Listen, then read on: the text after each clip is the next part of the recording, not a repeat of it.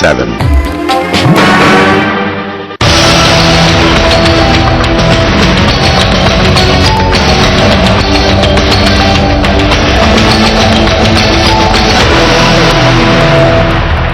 A tough task ahead for Finance Minister P. Chidambaram as he gets ready to deliver this year's budget. So will it be a please-all budget, a dream budget that will help bring growth back? That's the question we're trying to address in this show today. Hello and welcome. I'm Shweta Rajpal Kohli and we're coming to you today from the Indian Institute of Management, Bangalore. I am Bangalore, where management students will be asking our panel of guests questions on the budget and the economy. Let me introduce our special guests on the show today. With us here, Mrs. Kiran Mazumdar-Shaw, clearly one of the most credible faces of corporate India, chairperson of Biocon. Also with us here, Mr. Ravi Ramu, who is the managing partner of Primrose Hotels, Primrose Resorts. Mr. Ravi Ramu also joining us on the show today. Mr. Manish Sabharwal, he is the chairperson of Team Lease Services, which is really India's largest staffing and vocational training firm. Let me start off today's show by getting a sense from Mrs. Kiran Mazumdar-Shaw as to whether she thinks this will be a responsible budget. Mrs. Shaw, the Finance Minister has clearly assured the people of India that he is going to deliver a responsible budget. Do you think he's up to the task? Well, he has a very challenging time ahead because I think, we are staring at a very large fiscal deficit, a large current account deficit, and I think we have to balance, subsidies and SOPs with incentives. I mean, is he going to be addressing, populist kind of needs of the country, or is he going to really be responsible and, bite the bullet and take some hard decisions? I, for one, believe that this is a time when we can very innovatively balance the budget, and I look forward to seeing how Mr. Chidambaram is going to, handle this very challenging time. Does he have any rabbits to pull out? All right, does he have any rabbits to pull out? That remains the key question, something we're going to find out on the 28th of this month. But my question to Mr. Sabharwal really is as to whether we can expect a budget that will create jobs, because that is the key challenge really, a growth-oriented budget, a budget that will bring jobs to the youth of this country. Well, budgets don't create jobs, so I think sometimes that is one of the challenges of making something like this an event. But just like Kiran said, I think the last 5 years has sort of got blown up in believing that district collectors sort of create jobs by paying NREGS wages and stuff like that. I think we have to shift beyond the sort of poetry and the Diet Coke approach to poverty reduction. Diet Coke is sort of, you get the sweetness without the calories. It isn't working. We are 100% of net job creation since 1991 has happened in the informal sector. Only 12% works in manufacturing. So I think the budget has to recognize that building a habitat or a fertile soil for job creation is going to require fiscal discipline. It's going to require a focus on infrastructure. Are we expecting too much from the budget? Are we expecting it to be too much of a game changer? Unduly high expectations there from an event? Mr. Ramu, your take on that? Yeah, I think, Shweta, the writing is on the wall actually. We need excellent economics and perhaps decent politics. Okay. Excellent economics meaning, he's got to get rid of some syndromes. 3 to be precise. The first one is this deferred dreams syndrome. What's the deferred dream? I think the consumers in India are deferring 2 specific dreams at the moment. One is to buy a car, the other one is to buy a house. So enough needs to be done. Too much is being talked about inflation. I think it's a supply side driven problem, not so much an interest rate problem. Right. We come from industries where interest rates mean the world, and he doesn't seem to want to do anything. So that's pathetic. Then there is this issue of actual consumer demand. So the dreams which have been deferred need to be undeferred. They need to be unleashed. Actually, savings rates have increased in the country. What a statistic. How many people know that? So people are earning, so we have the salary increases decent enough, but they are saving, not spending. That's where the jobs come. Then the second syndrome, I think, which really hurts us is the subsidy syndrome. Sure. I think enough has been said oil and, the other bit is fertilizers. Fertilizers, he needs to rationalize it, not remove all the subsidies. The third one is the sector syndrome. That is the private sector and the public sector. There is a lot of money sitting in the public sector. In the sick units, those properties are worth the moon. They're all locked up. They're in disputes, the people are there, the unions are there. That needs to be unshackled. I'm going to now throw open the house and get students to really ask questions to our panel of experts. We've got this young lady here who wants to ask a question. Go ahead. My question is regarding the general nature of the budget, that given this is the budget before election, so it's more likely to be populist, but as our finance minister has said that he's targeting an austere budget to bring down the fiscal deficit. So how is government going to balance this, towards which side it would be more inclined? Well, I think like both Ravi and Manish said, I think we need to make sure that we get investment back on track. I think today there is a deep concern about India Inc. not investing because of lack of confidence that it has in the economy. Now, how are we going to bring back investment? Have we got any policy for manufacturing? I think manufacturing is a huge opportunity for India, but there are no clear policies. Cost of capital is too high. I think we need to look at the manufacturing sector and make sure that we start investing in manufacturing.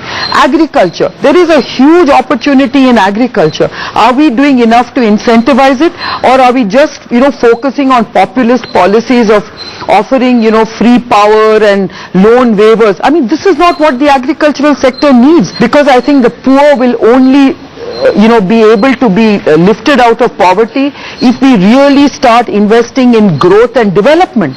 I think that's really the focus I would like to see for this government. And we're already talking about growth slipping to 5% levels. That will be a sure disappointment really for a country like India. We've wasted a lot of time. I'm sorry to say, but this government has wasted very precious time over the last 4 years. We could have done a lot more. We could have taken bold decisions, and they have finally started taking those bold decisions. But is it a little too late? Right, too little and too late is the big question, and that's the big worry also. Let me take a question from the back right here. Go ahead, you have a question to ask. Yeah, I have a question to Madam Shaw. So what is the stance on higher rates on super riches, and what about the dividend taxations? Taxing the super rich, clearly a debate that is going on in the country right now after the finance minister suggested something on these lines. Mrs. Short, since that question has specifically been asked to you, I'm going to let you answer before I ask the other panelists. Sure. I mean, I think taxing the super rich, no one, I think, would, argue on that front. But the fact is, by taxing the super rich, are you solving the economic problems of India? Are you going to be able to raise the kind of monies you need to bridge that fiscal deficit? By just taxing the super rich? I don't think so. So you can go ahead and tax the super rich. I have no qualms about that. In fact, I support that. But at the same time, I think we need to look beyond that. I think we need to look at how money is being misspent. For instance, if you look at government spending, I think there's a huge amount of misspending in the government. Sure. All right, your thoughts on taxing the super rich, Mr. Ramu? Go ahead and tax them. I think that's overdue anyway. So please tax the super rich, and I won't have any super rich friends. You're included in that category, no, I'm not. That's why, I said I won't have too many super rich friends from now on. But I think let's not talk too sort of macro. Let's get specific. Dividends. This is where the super rich gain. Yeah, and they disproportionately gain. There is a big differential between DTT, dividend distribution tax, and the highest marginal rate of income tax. So this is the saving the super rich have out of those humongous dividends which come into their pockets. Right. I think that needs to go in one swift move. The question you're asking is about income inequality. And I think, there was a wonderful experiment in 2009 in India. The 5% of the richest people in India lost 40% of their wealth. Right. And the poor didn't give a damn. You don't income and you improved your Gini coefficient, which measures inequality in 2009 by huge, right? 5% of India lost 40% of their wealth, so India's Gini coefficient improved substantially. I don't think the poor were particularly better off in 2009 than they are today. So I think we've spent many years in this politics of envy, in this sort of beating down success. I think let's move to a politics of positivity. Inclusive growth is clearly something where we've clearly failed to deliver. Would you not agree? I don't agree, because your first definition of poverty only included a calorific value of nutrition. Now you're adding healthcare. Now you're adding education. So what you're doing is you're redefining poverty.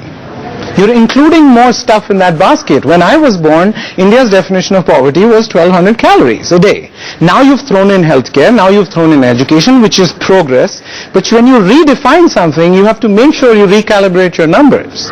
So you believe that India is moving forward in its aim of reducing poverty, and we need to ensure... Are we moving fast enough? You can compare things to where we were or where we could be. Where we could be, obviously we're all disappointed. But where we were, I think it's a little unfair over the last 20 years to say that India has not made progress.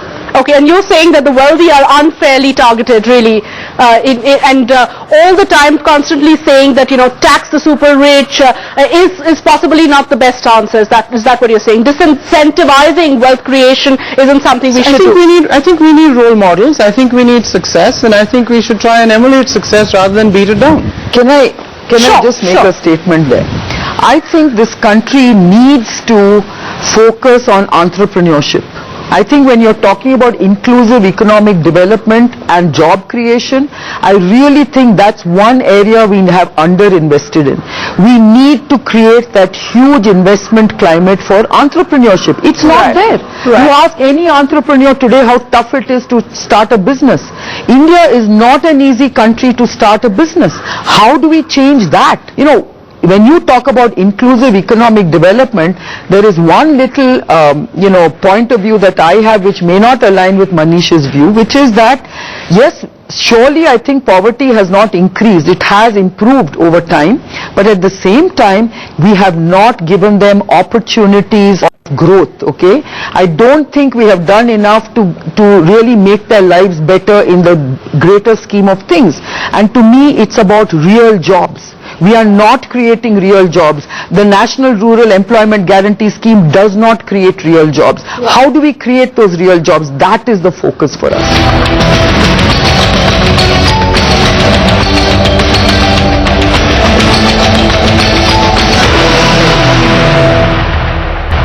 Let's get one question from the back. I think the lady there. Yeah, go ahead. My question is on infrastructure financing. India's infrastructure sector is really a matter of concern right now. What measures can we expect in this budget, specifically in the area of infrastructure financing? And secondly, how successful have been the measures of the past budget, like the creation of an infrastructure debt fund? Okay, very good question there on infrastructure. Maybe we'll get Mr. Ravi Ramu to answer that question, given that he is in a related industry. It's a real estate concept which needs to come into infrastructure. Otherwise, we won't get those roads, bridges, whatever, and airports built. The real estate sector needs to be an industry to start with. For everybody's reckoning, we know 5% of the GDP comes directly out of the real estate industry. Yet, no bank wants to lend to the industry. Maybe the industry is to blame, so we'll keep that argument aside. So please don't ask me questions on that. Right. But whoever is to blame, the houses, the offices, the colleges, the schools have to be built. So we need an industry to start with. Secondly, we need homes to live in. Forget jobs. First, let them have a shelter on their heads. They don't have shelters. I think someone had a question also on aviation. Yeah, go ahead, because that's another sector that's really crying for help and is asking for taxes to come down. Yeah, so my question on aviation is, everybody knows what is happening in Indian aviation industry. And in fact, Richard Branson once said that if you are a billionaire, go and open an airline industry. But then the whole point is, the biggest deterrent is the taxes. So I think government needs to come up with rationalization of taxes, again I must say, and cutting on the duty on fuel, because that is something that hits the airline industry hard. So do you see anything forthcoming in this budget? I think Mrs. Shaw and Mrs. Sabharwal both can answer that question. Mrs. Shaw, if every sector goes on asking for rationalization of taxes, where does the government make up its revenues from? Well, I don't expect to see much of relief for the aviation sector this time at least, because it should. I mean, I do believe that, the fuel surcharge has really crippled this industry, and I think given the fact that you're suddenly seeing airlines announce discounts again, I don't think the government is going to view this as a sector that needs help at the moment, except for, one airline, which is Kingfisher Airlines, and it certainly went down because of the huge crippling fuel costs.